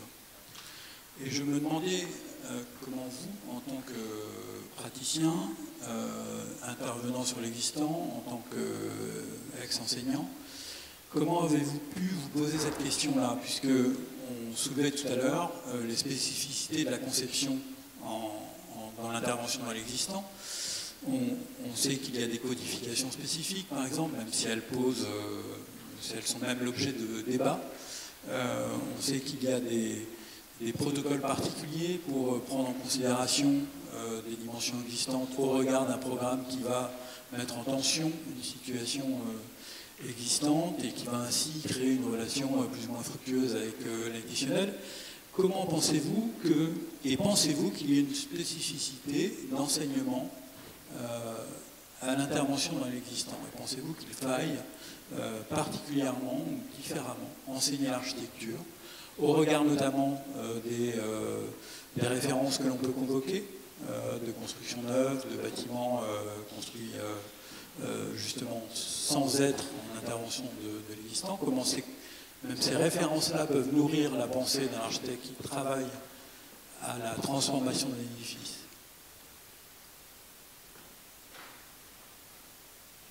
Il y a beaucoup d'exemples possibles. Il y a beaucoup d'exemples possibles. Donc j'ai ouvert un peu ce champ dans le livre. Vous avez évoqué d'autres. On peut développer beaucoup. Ce qui me semble important, c'est chaque fois pour les projets, enfin l'enseignement du projet, avoir des exemples sous la main. Et je pense qu'il ne doit pas manquer. Quand on pose le problème des tissus de la ville diffuse, aussi bien que le problème des reconversions des bureaux en logement, ou que sais-je, d'anciens centres commerciaux, il y a plein de choses, des éléments. Évidemment, ce qui est intéressant, c'est de prendre des éléments qui soient urbainement pertinents. C'est sûr que là où vous voyez qu'il y a des enjeux importants, des enjeux urbains qui permettent d'ouvrir la réflexion pour les étudiants. C'est assez étonnant, quand nous avons fait nos études, l'un de nos professeurs nous avait demandé de travailler sur l'île de la Cité. Alors, on n'avait absolument rien compris quand on était étudiant. Il faut dire que c'était quand même dans les années entre 60 et 70. À cette époque-là, on ne voyait pas les choses de cette façon. Aujourd'hui, il y a eu l'incendie de Notre-Dame, le chantier est terminé. Il avait été question de la flèche, et moi j'avais pris la plume et j'avais fait publier dans les pages des bas du Monde mon avis en disant il faut absolument remettre en place la flèche de Viollet-le-Duc. À la suite de ça, le 1er adjoint m'appelle et me dit vous avez écrit un truc, là c'est intéressant, venez me voir. Je suis allé le voir et je lui dis mais maintenant le vrai problème qui se pose autour de Notre-Dame, c'est le parvis. Alors il dit bon, bien, ok, dites-moi ce que vous en pensez. Je lui dis ce que j'en pensais. C'est-à-dire que le parvis, il a été créé par Haussmann, sans que Viollet-le-Duc, qui travaillait sur Notre-Dame, ait été tellement critique sur ce qui se faisait. Et finalement, le bâtiment de l'Hôtel-Dieu, qui est un bâtiment tout à fait honorable, a été construit, mais dans des proportions quand même qui dilatent l'espace devant Notre-Dame. Et puis, en face, la préfecture de police, qui a été construite après par les architectes proches, d'ailleurs, de ceux qui ont fait le comme une façade qui n'est pas tout à fait honorable face à Notre-Dame. Alors j'ai dit, bon, il y a quelque chose à faire. Aujourd'hui, vous prenez, vous faites une bonne sélection, vous prenez des architectes, vous leur faites mettre en place d'une part, un concours évidemment, puis ensuite vous faites des simulations, des ouvrages témoins sur place, et puis vous voyez ce qui se passe. Vous prenez en compte toutes les vues, etc. Bon, et puis les échelles. Ensuite, on a eu, alors bon, j'ai laissé ça, et puis j'en ai plus entendu parler. Et puis on a eu un débat à l'HLSS avec des confrères sur qu'est-ce qu'on fait sur le parvis de Notre-Dame. Alors, Benjamin Mouton, qui était l'un des architectes en chef, qui a suivi Notre-Dame, lui avait repris l'historique, il avait très bien montré quelles étaient les proportions du parvis avant, etc., aux différentes époques, et comment finalement le parvis actuel était complètement absurde par rapport à ça. Il faisait que Notre-Dame était comme un objet comme ça, lointain.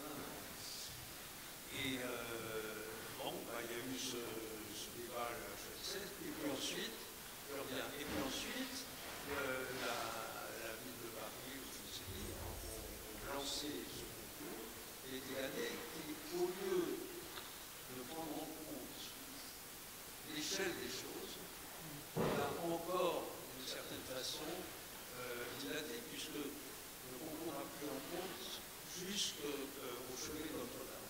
C'est-à-dire que a fait de Notre-Dame un objet dans un parc. Bon. Vous voyez, c'est difficile de convaincre les politiques. Alors pourquoi je disais tout ça? Parce que je suis tout de suite parti sur un gros sujet, mais chercher des objets de concours pour des objets de projet, des élèves. Ça peut être un appartement, comme ça peut être, mais il faut les faire réagir à des échelles différentes, effectivement, et sur des sujets où ce problème de relation à l'existant, toujours, soit le stimulant principal. Merci beaucoup pour votre réponse. Il y avait une femme derrière qui avait une question aussi. Je lui passe le micro.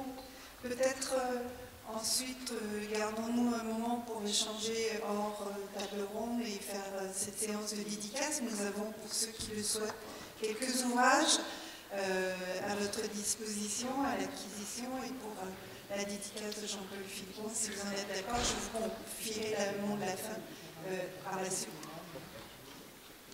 Merci beaucoup. Bonsoir, merci beaucoup pour votre conférence, c'était vraiment très intéressant et enrichissant. J'avais une question sur une partie de votre exposé, sur la combinaison des différents styles architecturaux au moment de la transformation.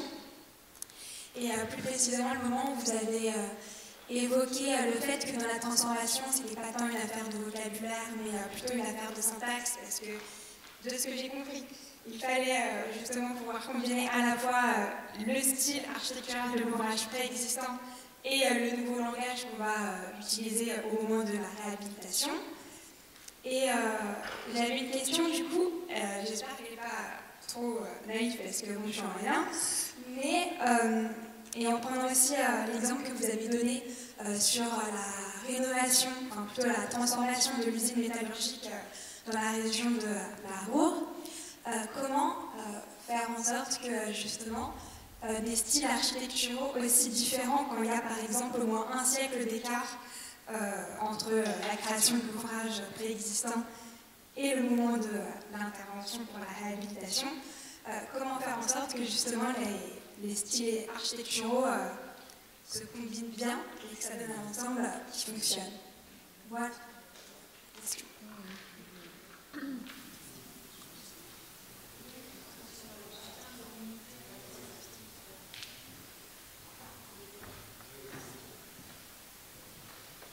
Oui, bon, c'est une question assez fondamentale.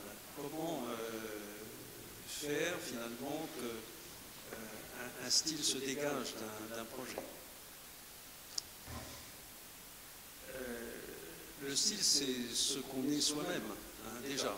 C'est-à-dire que ça, vous pouvez trouver quelques citations de Buffon à ce sujet.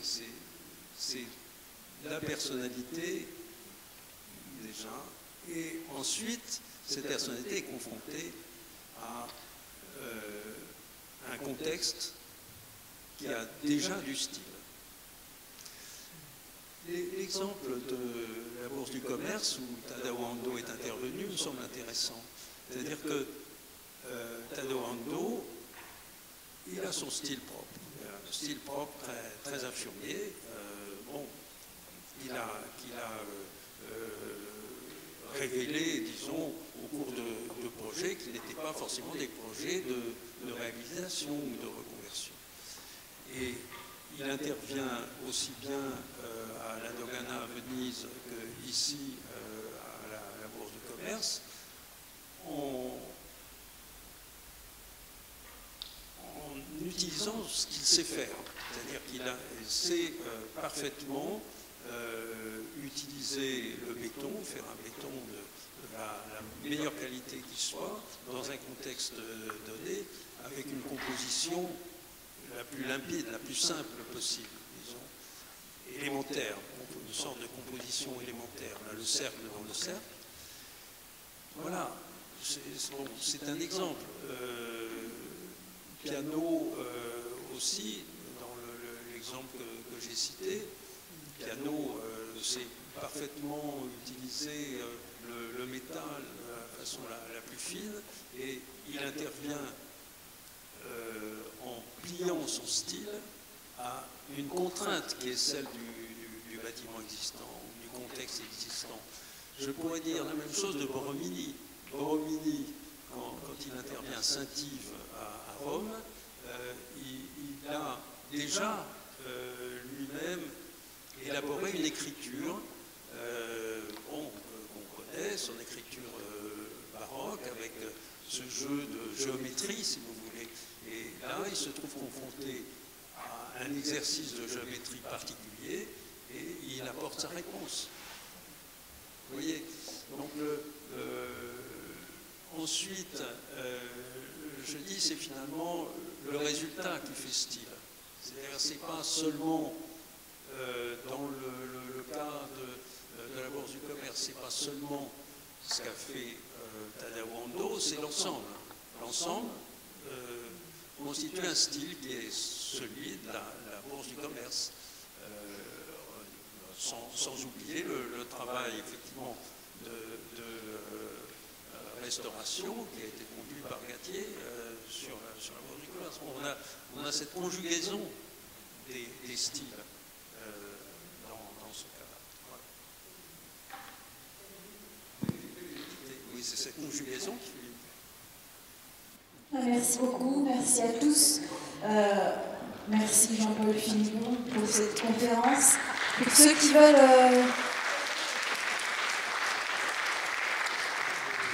veulent, il y a des ouvrages en vente auprès de Stéphanie et pour avoir une petite signature. Mais je crois qu'il est déjà en rupture de stock dans pas mal de librairies, le livre. Voilà. Et donc, je pense qu'on peut boire un verre aussi pour ceux qui ont envie. Donc, merci à tous et merci à vous quatre aussi d'avoir accompagné à la fin de cette conférence.